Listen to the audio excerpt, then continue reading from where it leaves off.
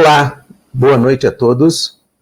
Nós estamos começando aqui mais uma live do Centro de Pesquisa em Ótica e Fotônica e hoje nós teremos o prazer de ter conosco o professor Bill Phillips, Prêmio Nobel de Física de 1997, conversando com o professor Vanderlei Bagnato sobre ciência, perspectivas de ciência e também, ao final da nossa live de hoje, nós estaremos fazendo a divulgação dos premiados durante a nossa Semana da Ótica que nós realizamos em outubro. Durante toda essa Semana da Ótica, nós tivemos visitas virtuais aos nossos laboratórios e os alunos, professores, público em geral, pôde acompanhar a realização e a visualização de experimentos que foram transmitidos para vocês, e vocês puderam interagir conosco. Se vocês não puderam participar no nosso canal do YouTube, você pode rever todas essas lives e aí ver como que foi intensa essa nossa semana.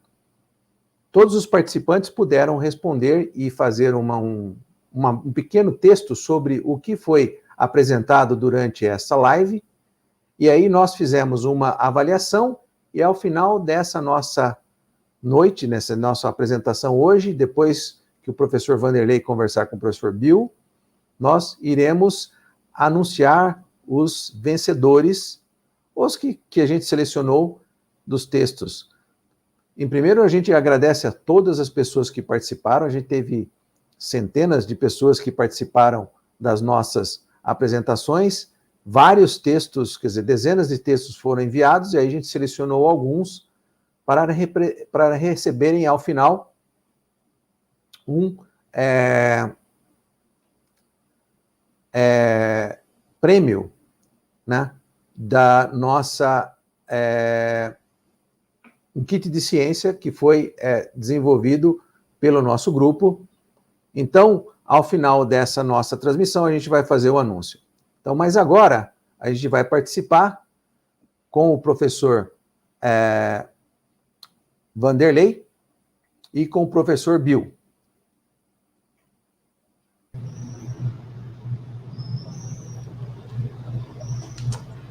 Hello, it is a pleasure to be here. Hello, my dear Professor William Phillips.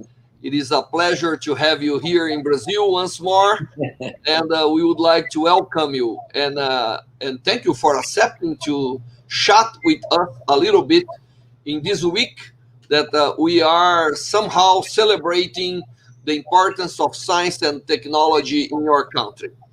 Well, thank you for coming, and thank you all of you that are seeing us in this interview. And let me explain to you that the idea to do a kind of interview was from Bill Phillips. And we appreciate very much because we can have a kind of conversation. And, well, Bill, as you know, we're going to have a nice audience of young people. And I received already a message of Professor Rezende, which is the former Minister of Science of Brazil. And he sent you regards and congratulations for this program. Okay, Bill. So the idea here in this, as I said, is to give some message to our people, especially the young people. You know, in a moment of so many difficulties, people are sometimes not seeing enough perspective, but we have to remember them that science gives perspective. Science is not the first time that science will rescue us from difficult times and put us in a good condition to continue the wonderful life we have. So I'm going to make a few questions, and you are freely to answer the way you want or even add things. The first thing I would like to know, and it is always a pleasure to hear from you, is you are an example of scientist. First of all, you are a good scientist. You have done significant science, but you are also a human person. So that is a good kind of collection of qualities for a person. And besides, you got Nobel Prize for an important thing that we're gonna talk later. The first thing I'd like you to tell us is, if we have to tell the young people how guys like you got interested in science and pursuing for the whole life to accomplish things that help many others and advance science. So my first question is, tell us a little bit about how you develop your interest in science. Sure. Well, first, let me say that I'm very happy to be with you virtually. I wish that I were there with you in São Carlos. It's always a pleasure to be in Brazil, and especially in São Carlos. And if we were there, we would probably later on go out and have some acai. But a little bit about how I got interested in science. I think that when you are young, you have a curiosity that is extremely broad, and that young children are interested in everything. And that's my memory, that when I was young, I was interested in everything. My parents gave me a microscope as a present. And I used the microscope to look at all sorts of things all around the house. And I think that got me interested in the idea of science, which is about exploring nature. And then I would collect different liquids from around the house and mix them together. And I imagined that I was doing chemistry. Well, I guess I was doing chemistry. It's perhaps fortunate that I didn't mix the wrong things together to do something dangerous, but I would mix things like orange juice and milk to see what would happen. And as I got older, my parents continued to nurture that curiosity that I had.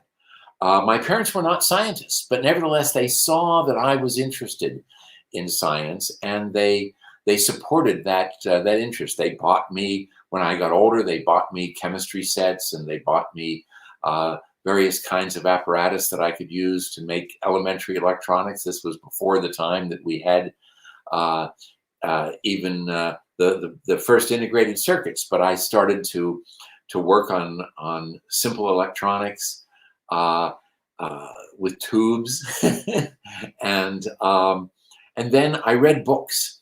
I read books about science that were like adventure stories. I remember reading the biography of Marie Curie. It was one of the things that really captured my imagination as a boy. It seemed so romantic to go through this effort that she and Pierre Curie did to refine radium out of tons of pitchblende. And then when I started to study science seriously in school, I really got more and more interested. So it just seems that I was following my natural curiosity. I was following my natural desire to learn about what the world is like.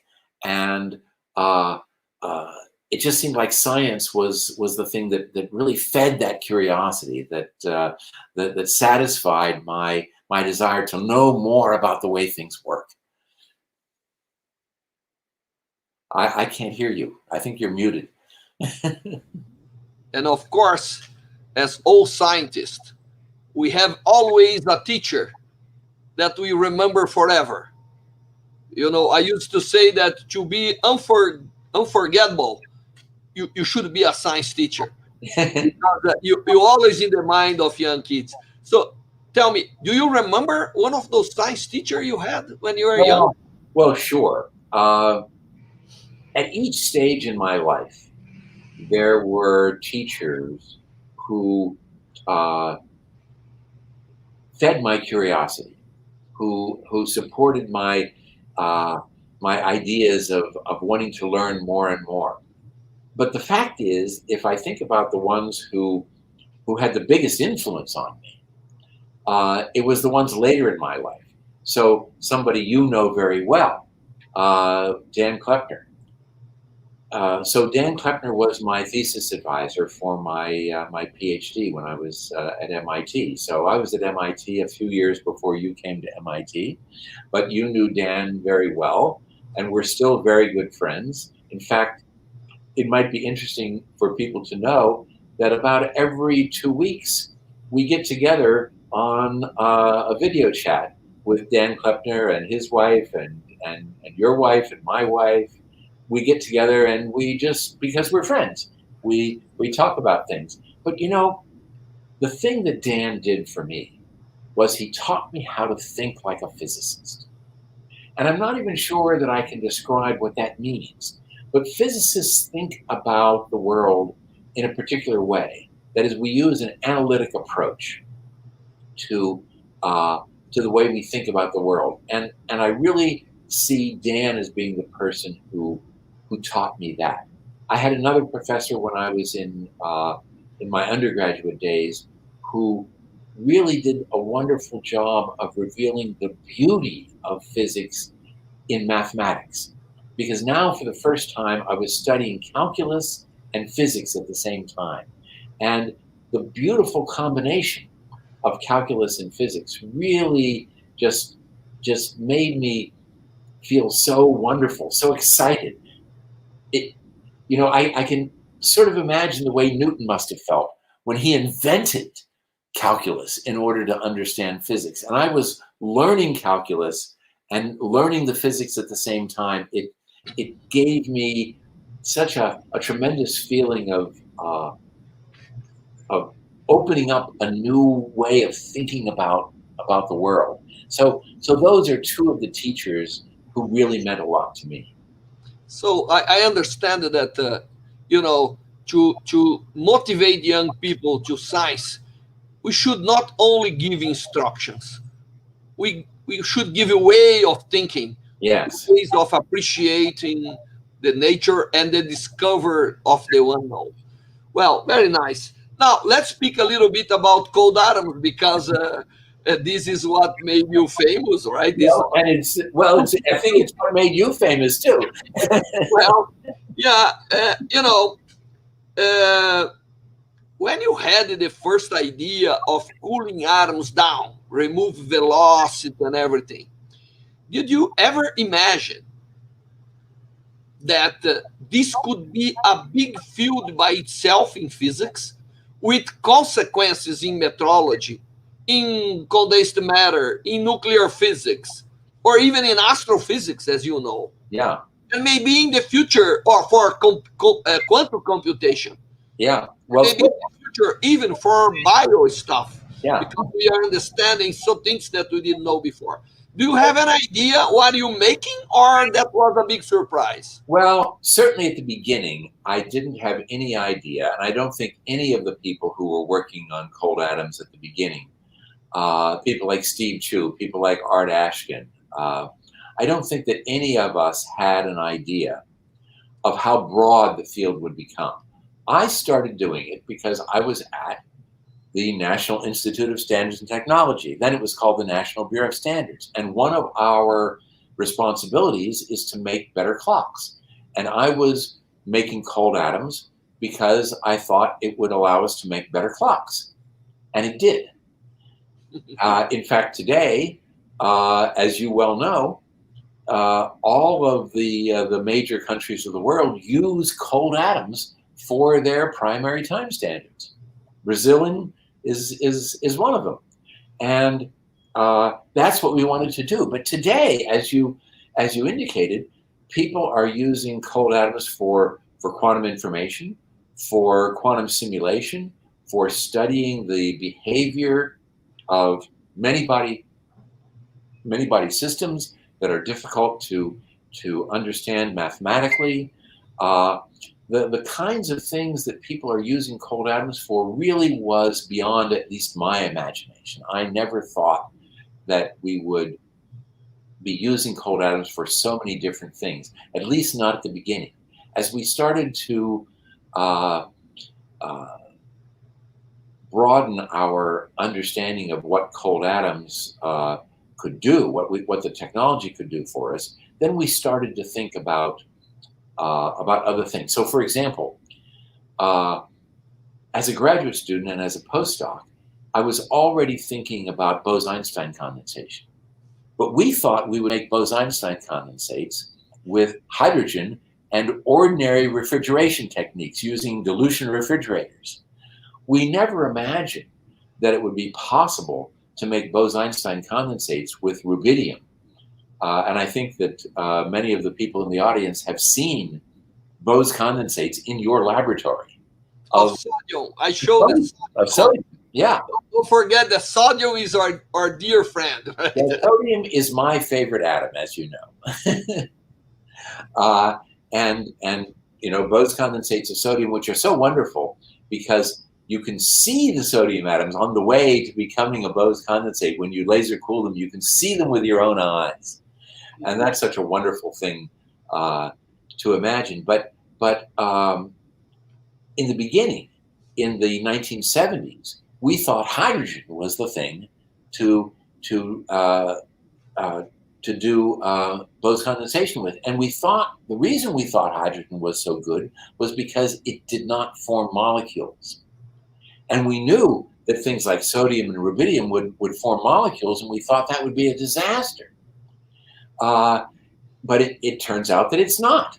And it turns out that making very strange and weakly bound molecules out of things like sodium and rubidium has been a whole new field of study that has taught us things about molecular physics that we didn't know before.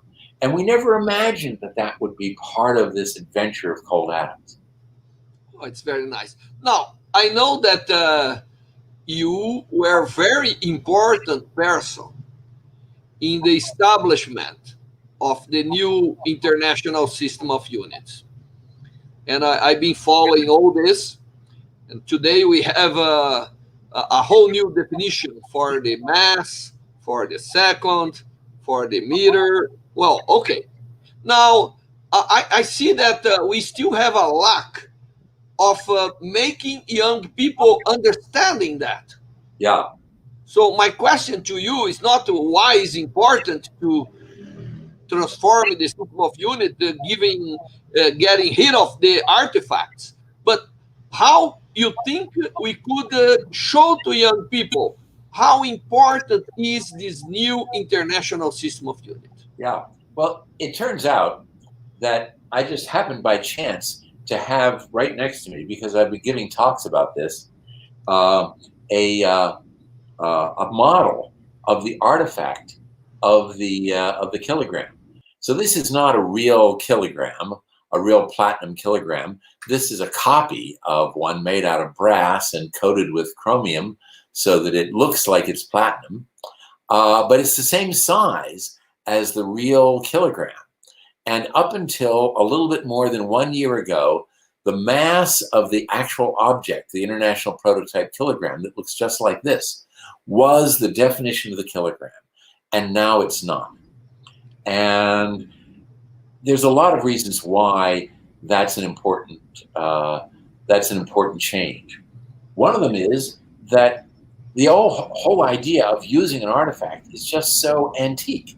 It dates from, well, actually it dates from the time of ancient people. The ancient Babylonians had artifacts made out of stone that were their standards of mass. And we still use that same idea in the 21st century. We only changed it a little bit more than a year ago. But one of the things that I like very much about the new system is that it's quantum. It's fundamentally rooted in quantum mechanics. And quantum mechanics is probably one of the best theories we've ever had for explaining how things work. Quantum mechanics pervades everything that we experience. And it just seems right to have our standards of measurement based in quantum mechanics. But I'm not sure I'm really answering your question yet. Oh, but I think, IUPAP, for instance, should make a big effort to explain people, because the new system of unit is important for engineering, is important for chemistry, is important for physics, is even important for biology. So Exactly. the thing is, we as scientists and professors and teachers, we are a little behind in transforming the new international system of unit in something more popular. Exactly. And I think that, in fact, there is a lot of creative work that is yet to be done in the teaching about the new international system of units, because it was easy to tell students, well, a kilogram is the mass of this object. To tell people that a kilogram is what makes Planck's constant equal to a certain number is a little bit more abstract. And I think that we need some creative thinking, especially among the teachers of young people, but among the young people as well, to figure out ways of making these new definitions, these quantum definitions, really come alive. Okay, Bill, let's change a little bit the subject. You know, we are living a maybe the worst sanitary crisis that we faced during our life up to now. And science is being affected.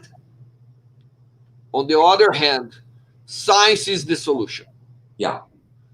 And it is a very unique moment because without being prepared for science, we will never get out of this.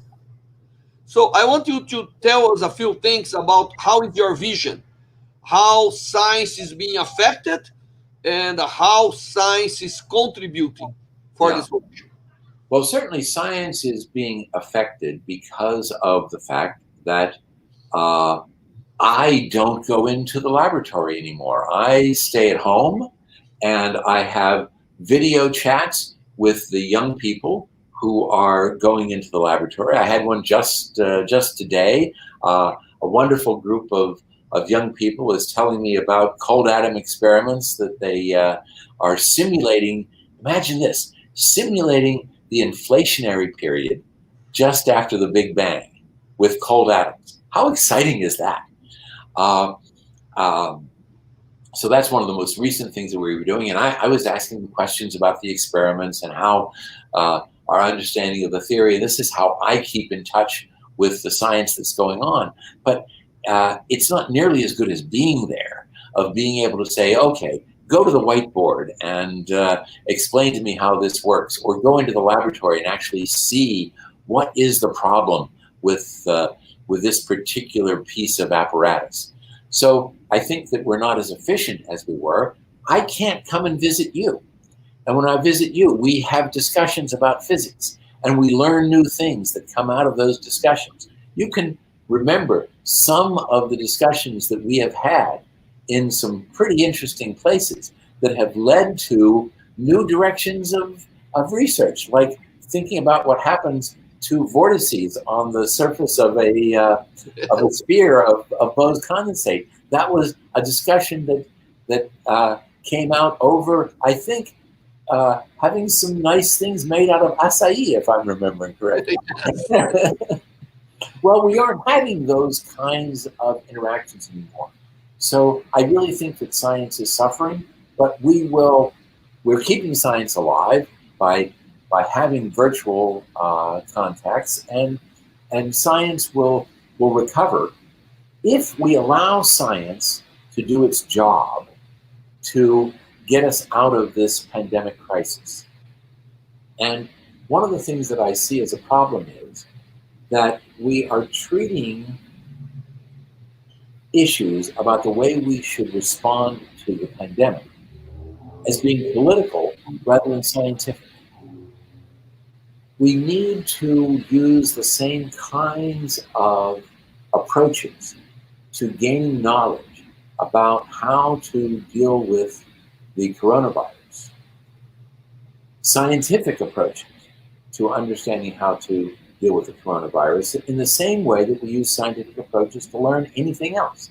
Now, one of the problems is that the coronavirus is attacking people, and people are not identical to one another. Atoms in our laboratories are all the same. Every sodium-23 atom is the same as every other sodium-23 atom, and we can do experiments where we can guarantee that the way we apply fields, the way we shine lasers on our sodium-23 atoms is the same every day. But when we want to test a vaccine, for example, the various individuals that we test the vaccine on are not the same. And their experiences in the world are not the same. So things are not quite as easy as they are in physics, but the same principles apply.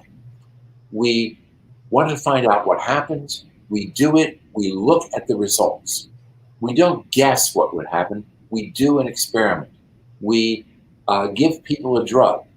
We divide a group of people into two different groups. We give one of them the drug, we give one of them a placebo. We find out whether the drug works, and we decide whether we're going to treat people with that drug based on those kinds of experiments. We do the same thing with vaccines. We give different people different vaccines, or we give some people a vaccine and some people a placebo, and we see what their experience is for getting infected. We give large numbers of people a vaccine after we've tested it for safety. We give large numbers of people a vaccine to make sure that there aren't small safety issues that will only show up when we do tests on tens of thousands of people. And we trust the science. We trust the results of doing these careful experiments. And here's something that's really very important. As people, as members of society, we have to trust the science. When the scientists have done a good job of developing a vaccine, they've tested it on tens of thousands of people and found out that the vaccine is effective and that it's safe. We, as members of the society, have to agree to receive the vaccine. Because if we don't take the vaccine, it's not going to protect the entire society. One of the problems that we have with the current vaccine development is that we don't expect it to be nearly 100% effective. You know, the vaccine for measles is wonderful. If you get the vaccine for measles, you're probably not going to get the measles. But if you get the vaccine for flu, you still have a chance that you're going to get flu. And I'm afraid that the coronavirus is going to be like that. That if you get the vaccine, it will reduce your chances of getting it, but it won't guarantee that you don't get it. But if everyone in the society takes the vaccine, then we'll have very few people infected, and then we'll all be safe. And that's the only way this is going to work. We've got to do the science. We have to trust the science. Okay, very good. And what about financing for science? You think that having to converge, having to concentrate the money to solve the problem of the virus, which I think is a urgent thing to do. Yeah. You think we'll be like we're gonna have a lack of money for the progress of other things that then we may regret in the future? Well, of course, this is always an issue and this is unfortunately not a scientific issue. It's a political issue. And here's where scientists are not the best people to make the judgments. I'm happy that at least some governments have decided to devote a lot of money to the development of vaccines. In order to accelerate the development, we've spent more money than we would have spent if we were using the usual procedures that take a longer time. But because we wanted to accelerate the process, we've spent more money, and I think that's okay. I think it's okay for us to spend, in the US, for example, a few extra $1 billion to make a vaccine when we're spending a few $1 trillion to help our economy recover from the bad effects of the coronavirus. But how we should distribute that money is not a question that somebody like I can answer. For example, should we give money to people who can't pay their rent? Should we give money to the restaurants that are going out of business so that we will have restaurants when we can all go back? And I remember some wonderful restaurants in San Carlos that I'm eager to return to. But if those restaurants go out of business, then we lose something important in our social society. Do we want to spend money for the people who are at the most vulnerable people in our society, the people who have the lowest incomes, the people who often are at most risk for getting the virus and who often don't have enough to eat, can't pay their rent. Politicians need to sort these things out, probably not physicists. Okay, Bill. Well, very nice. And let me ask you a final question that's very important. We have a lot of young people in the audience, and there are already many questions appearing here in the screen. But we are in a moment that, as you said, science is important. And science is not done by itself. It's done by scientists. Yeah. So, and each time now, from now on, we need more scientists. We need more scientists in companies. We need more scientists in school. We need more individuals that are scientists by themselves, that understand the nature and everything. So what would you say to this big audience of young people about this magic moment to be motivated for science, to get engaged? This crisis is going to go out, and we need a big amount of people motivated to avoid the new crisis, to invest their times and their talent for solving the big problems we have in society in general. So please, just elaborate on this. Well, science at every time is an adventure because you're learning about things that you don't know about already. It's like exploring territory that no one has been to before. That's what scientists do every day. We no longer have very many places on Earth to which no one has ever gone, but we have many, many places where no one has gone intellectually. And that's the kind of adventure that science is. But what the present situation tells us is that not only is science an adventure, but science is an adventure that affects people's lives in a really fundamental way. And today, scientists have not only the opportunity to satisfy their own curiosity, but they have the opportunity to save people's lives. And so I can't think of a better thing for a young person who has that inclination, that native curiosity to understand how the world works. I can't think of a better thing to do than to study science. Very good. And there was one question here. Agel just flashed on the screen that we need more women in science. Absolutely. I know that, like me, you are also in favor of that. So can you say a few words how the women are getting science? I know that you have many examples because one of the leaders of NIST was a wonderful lady that unfortunately passed away. But can you tell us a little bit? Because the girls that are on the audience, they also want to hear from you. This year we have many women Nobel Prizes. Huh? Exactly. Well, so you were referring to Catherine Gebbie, who for many years was the director of the laboratory where I worked. Under her guidance, 4 people in her laboratory got Nobel Prizes over a span of I think 16 years. She supported the work of so many scientists at NIST, one of whom, Debbie Jin, another woman, completely changed our perspectives about cold atoms and pointed the way for such wonderful and productive new research. And again, Debbie sadly died when she was only in her 40s. And we lost a really important scientist there, but she changed our research perspectives in really important ways, and we're using the things that she taught us every day in the laboratory.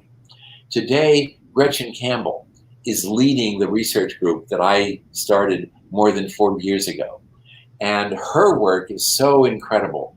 Atomtronic circuits, is something that she has pioneered. And we could name any number of women who have contributed so much just to this field of cold atoms, not to mention other fields, like Donna Strickland, who won the Nobel Prize a few years ago, who gave us these ultra short pulse lasers with ultra high intensities. And there's just so many women, but we don't have enough.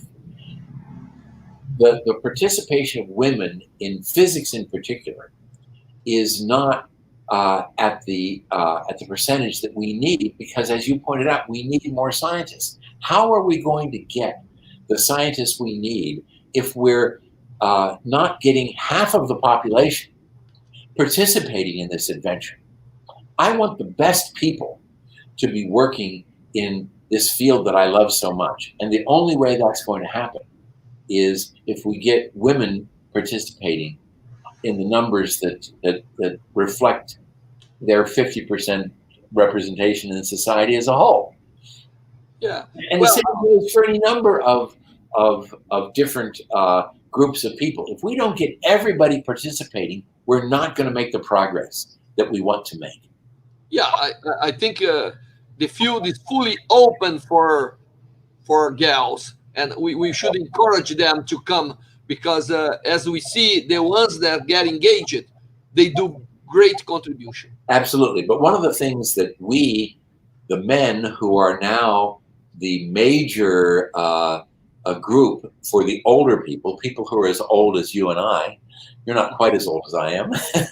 Well, but we have to make sure that we provide the kind of environment that is welcoming to women, especially to young women.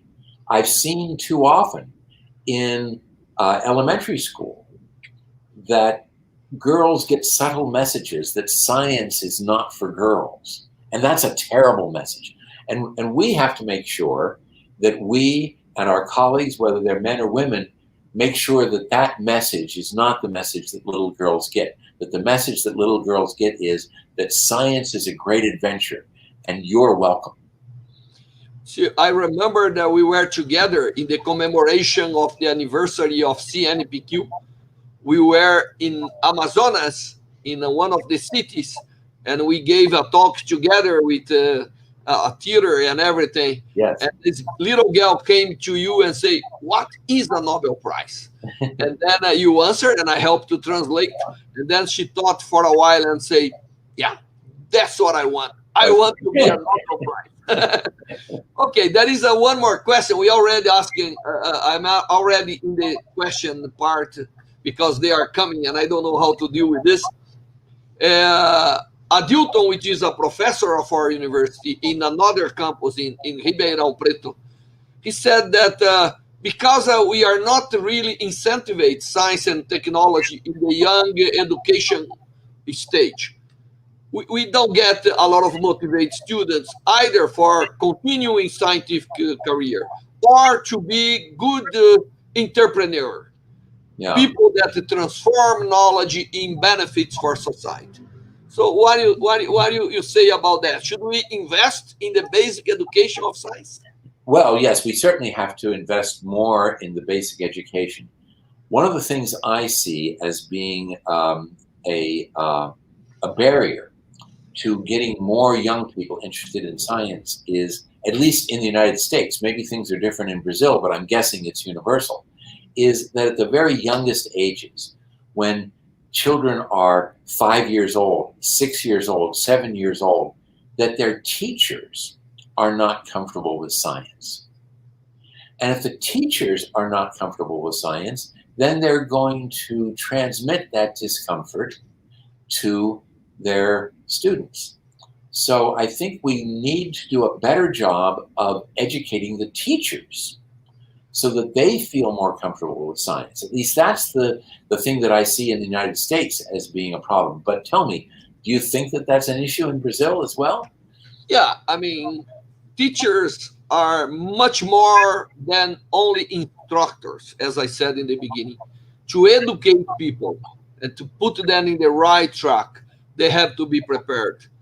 And in Brazil, because this is a class of people that are not being well valorized, we should invest more on them and contribute to make them better prepared for motivate the young people. As you said, teachers should be comfortable with science.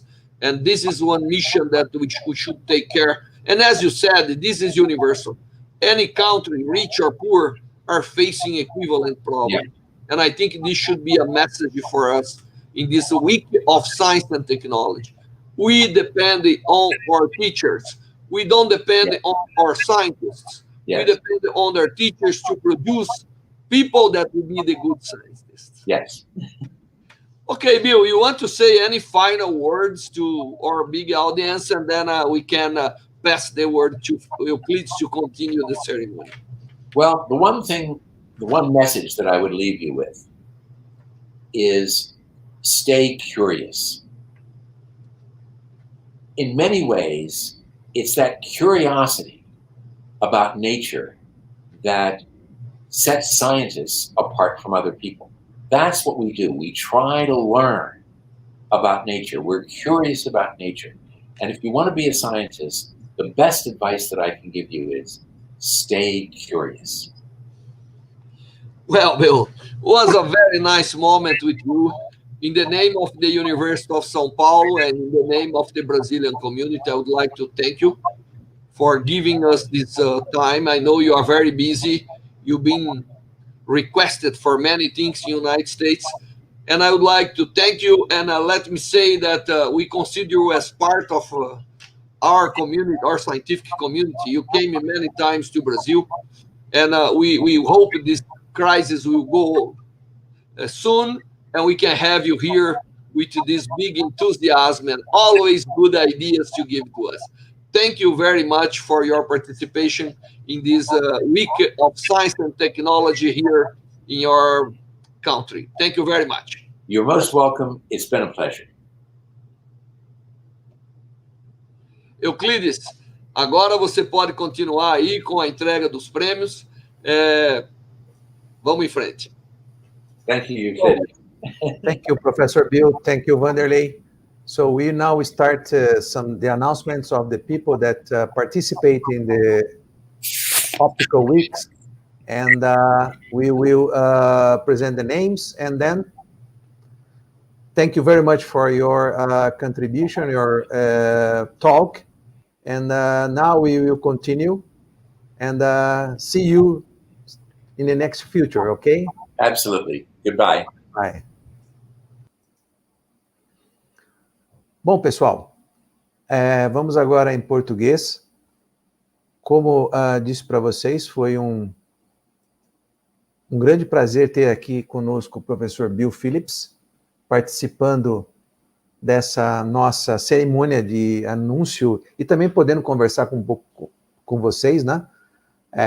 Essa nossa discussão, esse nosso bate-papo aqui vai ficar gravado, se depois você quiser voltar novamente, eu acho que depois que o vídeo é processado, para quem tem alguma dificuldade em inglês, acho que você pode depois ver, traduzir ele com legendas, né? Depois que o vídeo é processado no YouTube.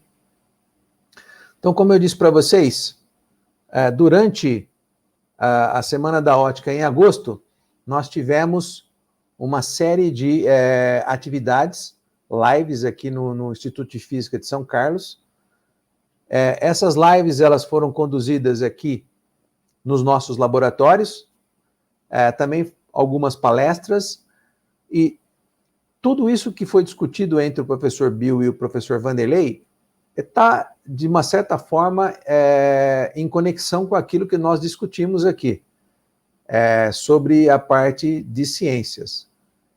Ou seja, a ciência, ela é o que move a curiosidade e os desenvolvimentos tecnológicos, tá certo? Então, o futuro que a gente está vivenciando hoje, ele é uma decorrência do que foi feito no passado. Então, nós estamos aqui participando desse encontro virtual, você que está aí no seu estado, na sua casa, você está podendo me poder participar dessa cerimônia, dessa atividade, porque muita ciência foi desenvolvida ao longo da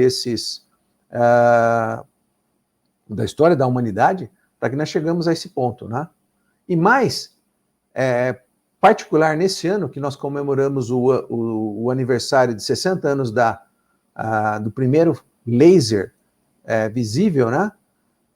A comunicação através de fibras ópticas hoje é uma realidade importantíssima. Ninguém consegue fazer hoje nenhum tipo de comunicação de alta velocidade, de alta qualidade, sem ter essa tecnologia, né? A fibra óptica e o laser, em alguma parte do processo de transmissão de informação, ele vai estar presente e você vai estar me vendo. Mesmo que você esteja me vendo com um aparelho móvel, um celular, certamente existe uma conexão fibra óptica entre alguma torre, entre a estação, e assim vai. Bom, então, durante a nossa Semana da Ótica, nós pudemos ter a participação de centenas de pessoas puderam fazer seus comentários sobre os vídeos. Então, vou começar aqui anunciando, então, o primeiro vídeo que nós participamos, que nós fizemos, foi o vídeo relacionado com como que você pode enxergar vírus e bactérias, né, através de microscopia eletrônica de alta resolução. Nós tivemos várias pessoas, e aí o texto que nós escolhemos foi do João Gabriel da Silva Soares. Ele é um aluno de universidade de Presidente Venceslau.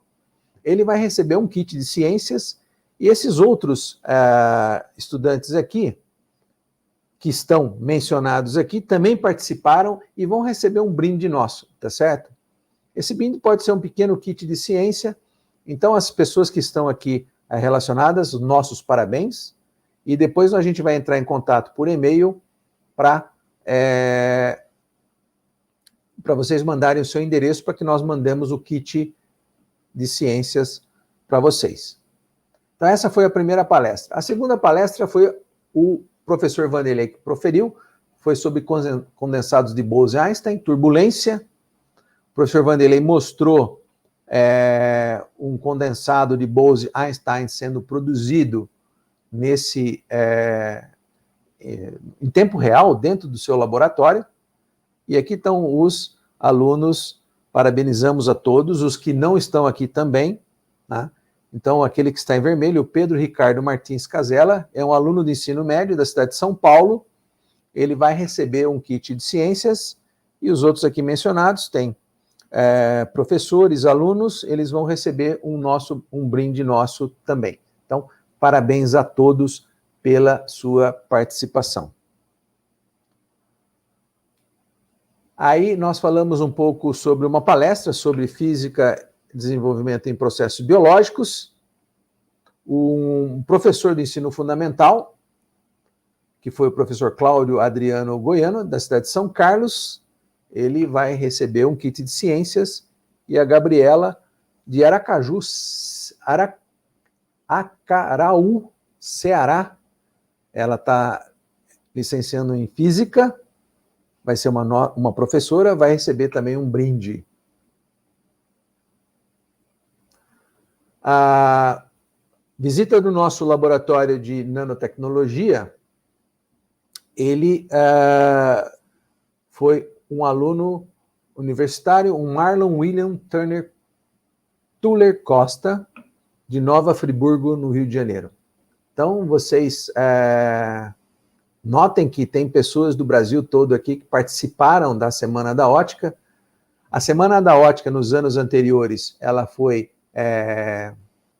restrita somente a pessoas daqui da cidade de São Carlos, mas vejam como que a necessidade faz a mudança. No ano que vem, a Semóptica ela vai ser híbrida, ou seja, ela vai ser tanto na cidade de São Carlos, como também vai ser virtual. Se nós pudermos estar numa situação normal, como o professor Bill, se a gente já tiver vacina, e a vacina ela tem que ser usada por toda a sociedade para que ela tenha o seu efeito garantido de imunização. Então, se já nós pudermos estar numa situação normal, nós vamos fazer essa semótica também para o Brasil todo. Então, fazendo também um pouco do aprendizado que nós tivemos neste ano. Então, parabéns ao Marlon.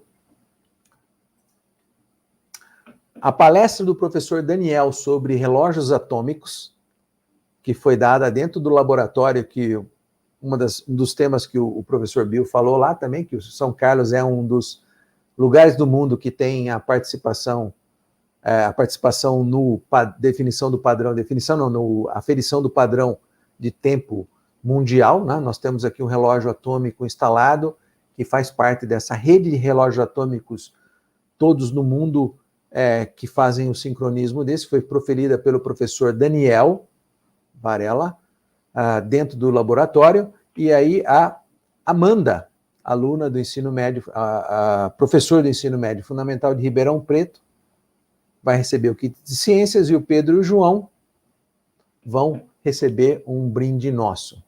Tá ok? Então, parabéns aos alunos. Aí foi uma palestra sobre conversando de ciência, sobre a natureza quântica da matéria. Como vocês puderam acompanhar, o professor Bill falou sobre a importância da teoria da mecânica quântica nas nossas vidas. E aí foi um outro professor, a professora Luísa de Souza Ganzelli, aqui de São Carlos.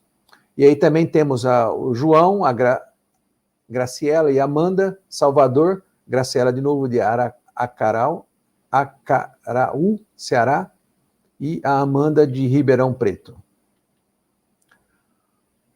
Em comemoração aos 60 anos do funcionamento do primeiro laser visível, o professor Luiz Antônio explicou de uma forma muito didática, de uma forma bem acessível, como é que um laser funciona, e aí mostrou as aplicações do laser numa série de áreas da ciência e da tecnologia, e aí quem ganhou foi a Hillary, ensino fundamental e médio de Santo Antônio do Jardim, o Matheus de Ribeirão, o Adilson e o Ângelo de São José do Rio Preto também vão receber um brinde. Parabéns a todos os que participaram.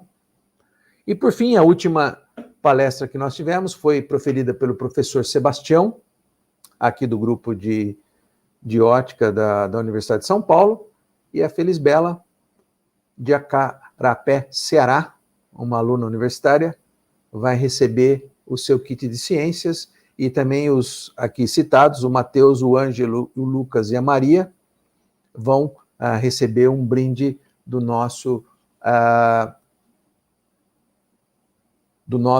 nossa atividade.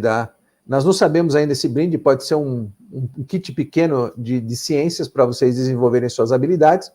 Todos aqui que estão presentes e que puderam acompanhar essa premiação, se já puder mandar o seu e-mail para nós já cadastrarmos o seu endereço, mas a gente vai entrar em contato com todos vocês para solicitar o seu e-mail, e também aqueles que não puderam participar vão receber a sua comunicação. Então, nós, em nome do Centro de Pesquisa em Ótica Fotônica, agradecemos a participação de todos vocês na Semana da Ótica, e também durante essa nossa apresentação.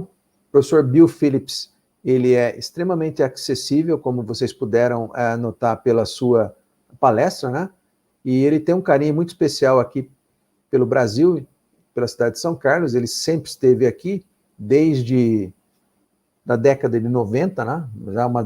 Acho que mais de uma dezena de vezes ele já esteve aqui em São Carlos, e também no Brasil, onde ele deu várias palestras, inclusive em escolas, e ele tem muita disponibilidade de falar com vocês, e ele tem uma motivação muito especial para que vocês, aqueles que desejam fazer um curso e depois desenvolver uma carreira científica, né? Ele tem toda a história que ele conta, né? E é muito motivadora para que você venha a ser um cientista no futuro. Então, nossos agradecimentos ao professor Bill, ao professor Vanderlei também, que participou fazendo perguntas para ele, e parabéns a todos aqueles que participaram, nossos agradecimentos, e fica aqui o nosso convite para que no ano de 2021, mesmo que você não participe, não esteja aqui na cidade de São Carlos, participe da nossa Semana da Ótica. Ela vai ser presencial e virtual, ou seja, uma coisa híbrida ao mesmo tempo. Então, eu agradeço a todos